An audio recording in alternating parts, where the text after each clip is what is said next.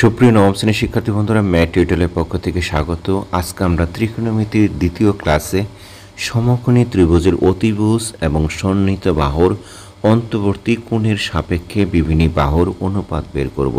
শিক্ষার্থী বন্ধুরা, আগের ক্লাসে আমরা দেখিয়েছি সমকোণী ত্রিভুজ কী এবং সমকোণী ত্রিভুজের অতিভুজ এবং সন্নিহিত বাহুর যে অন্তর্বর্তী কোণগুলো আছে তার বিভিন্ন অ্যাঙ্গেল নিয়ে আমরা কথা বলেছি। শিক্ষার্থী বন্ধুরা, যারা আগের ক্লাসটা দেখো নাই, প্লেলিস্ট থেকে আগের ক্লাসটা দেখে নিও, ভিডিওটা বুঝতে তোমাদের সুবিধা হবে। চলো দেখে আমরা শুরু করি। এই জায়গায় আমাদের কি বলছে দেখো, জোড়ায় কাজ আমাদের করতে বলছে।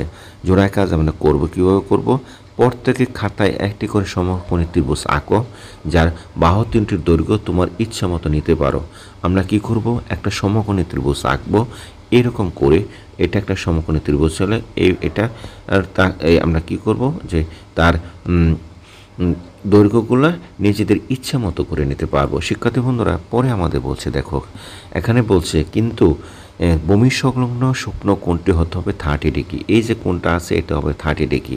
ত্রিভুজটি আঁকা হয়ে গেলে রুলার বা স্কেল দিয়ে এদের বাহুগুলোর দৈর্ঘ্য পরিমাপ করো। আমি নিচের কয়েকটি ছক পূরণ করো। আমরা কি করব? ত্রিভুজটা আঁকবো, আঁকার পরে সেটা কি করব?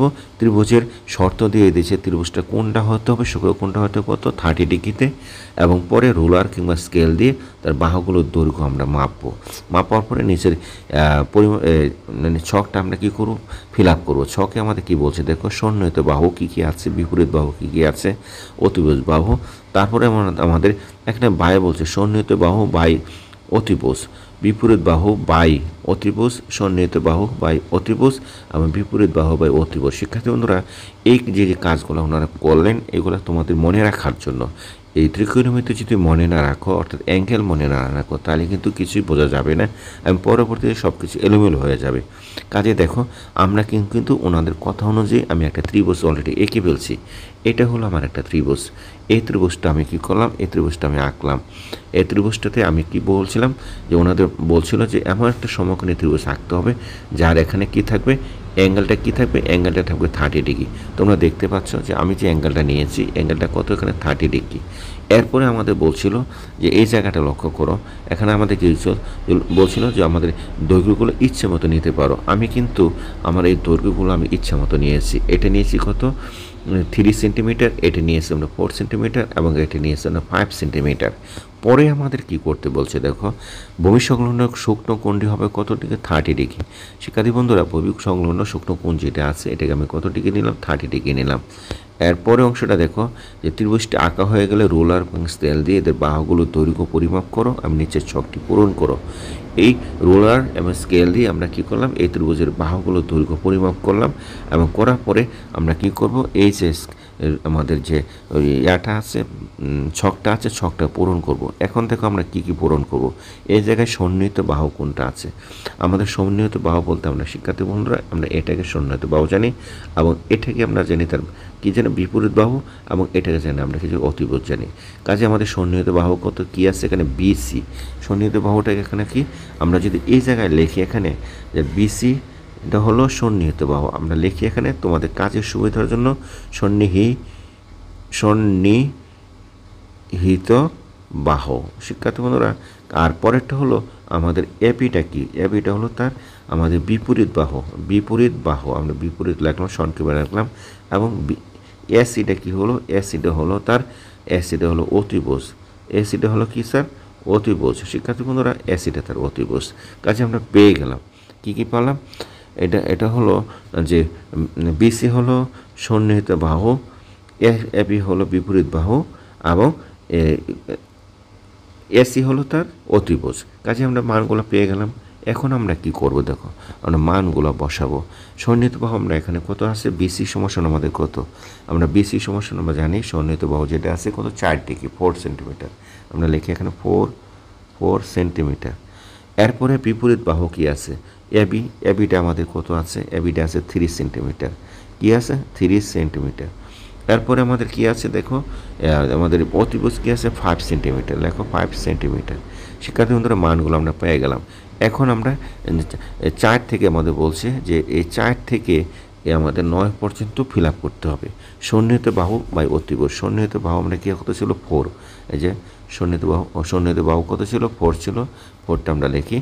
যদি তাইলে হয় তাহলে দেখো 4/কত অতিভুজ কত আমাদের, অতিভুজ ছিল 5, এই এত। তাহলে আমাদের পেয়ে গেলাম এটা। এরপরে আমাদেরকে বলছে বিপরীত বাহু কত ছিল 3/কত অতিভুজ কত ছিল 5 ছিল, তো আমরা পেলাম এটা। এরপরে সন্নিহিত বাহু আমাদের কত ছিল 4 ছিল, নিলাম এটা। এবং অতিভুজ কত ছিল, অতিভুজ ছিল আমাদের 5, সেটা আমরা নিলাম। এবং বিপরীত বাহু আমাদের কত ছিল, বিপরীত বাহু ছিল 3, এবং সন্নিহিত বাহু কত ছিল, সন্নিহিত বাহু ছিল 4। শিক্ষার্থী বন্ধুরা, এরপরে অতিভুজ আমাদের কত ছিল, অতিভুজ ছিল আমাদের এখানে, অতিভুজ ছিল আমাদের 5 সেন্টিমিটার, এবং তার সন্নিহিত বাহু আমাদের কত ছিল 4 সেন্টিমিটার। এরপরে অতিভুজ আমাদের এখানে কত, অতিভুজটা হলো আমাদের এখানে 5 সেন্টিমিটার, এবং বিপরীত বাহু যেটা আছে, বিপরীত বাহু কত আছে 3 আছে। শিক্ষার্থী বন্ধুরা, আমরা কি করলাম, আমরা কিন্তু আমাদের ঘরগুলো পূরণ করে ফেললাম। এখন আমাদের কি বলছে, আমরা কি ধরলাম, আমরা ধরলাম যে এবিসি একটা ত্রিভুজ। এই যে এবিসি একটা ত্রিভুজের তার ওই সন্নিহিত বাহুটা কত, সূক্ষ্মকোণ 30 ডিগ্রি, এবং এবি সমান 3 সেন্টিমিটার, বিসি সমান আমাদের 4 সেন্টিমিটার, এবং এসি সমান কত 5 সেন্টিমিটার। এই অনুসারে আমরা এটা সাজালাম।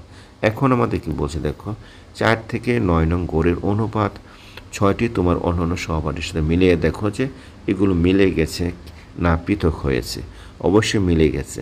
ওপরের কাজ থেকে আমরা কিছু লক্ষ্য করলাম। কি লক্ষ্য করলাম দেখো, এখানে বলছে যে তোমরা সবাই একটি সমকোণী ত্রিভুজের 30 ডিগ্রি সূক্ষ্মকোণের সাপেক্ষে বাহুগুলো অনুপাত বের করেছ।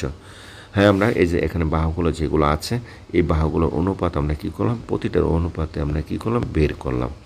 এখন বলছে বাহুগুলো পরিমাপ বিভিন্ন হওয়া সত্ত্বেও অনুপাত একই রয়েছে। পরিমাপ বিভিন্ন হওয়া সত্ত্বেও অনুপাতগুলো কী রয়েছে, অনুপাতগুলো আমাদের একই রয়েছে।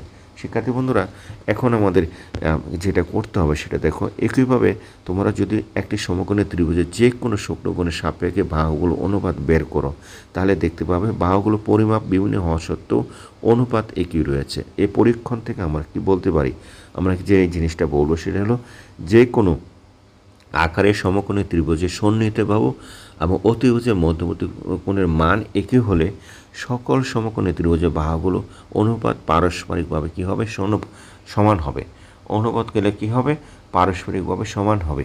অর্থাৎ এই কথাটা বলছে, একটা আরেকটার, অর্থাৎ একটা বাহু আরেকটা বাহুর কী হবে, সমান হবে, এই কথাটা বলছে।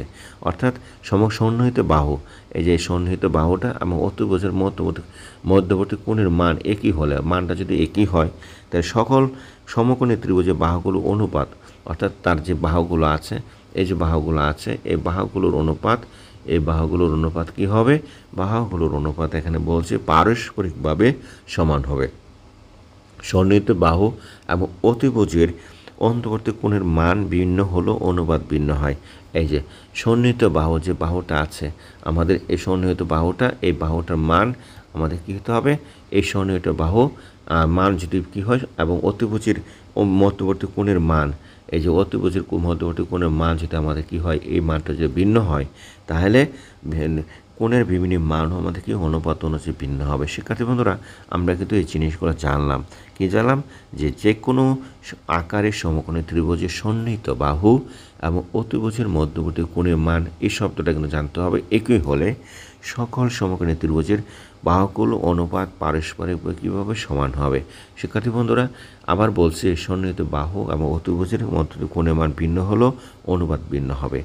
আশা করি শিক্ষার্থী বন্ধুরা বুঝতে পেরেছ। তাহলে আমরা কি করলাম, আমাদের এখানে জোড়ায় যে কাজটা আছে সেই কাজটা করে ফেললাম। কীভাবে, একটা ত্রিভুজ থেকে, ত্রিভুজটা কিন্তু আমাদের এইটা হলো আমাদের ত্রিভুজ। এই ত্রিভুজটা কী করলাম, আমরা এঁকে ফেললাম। কাজের ত্রিভুজটা আমরা আঁকার পরে এখান থেকে আমরা আনসারগুলো পেয়ে গেলাম। শিক্ষার্থী বন্ধুরা, আজকে এই পর্যন্ত। পরের ক্লাসে আমরা কী করব, পরের ক্লাসে আমরা 4 নম্বর পয়েন্টটা নিয়ে আলোচনা করব।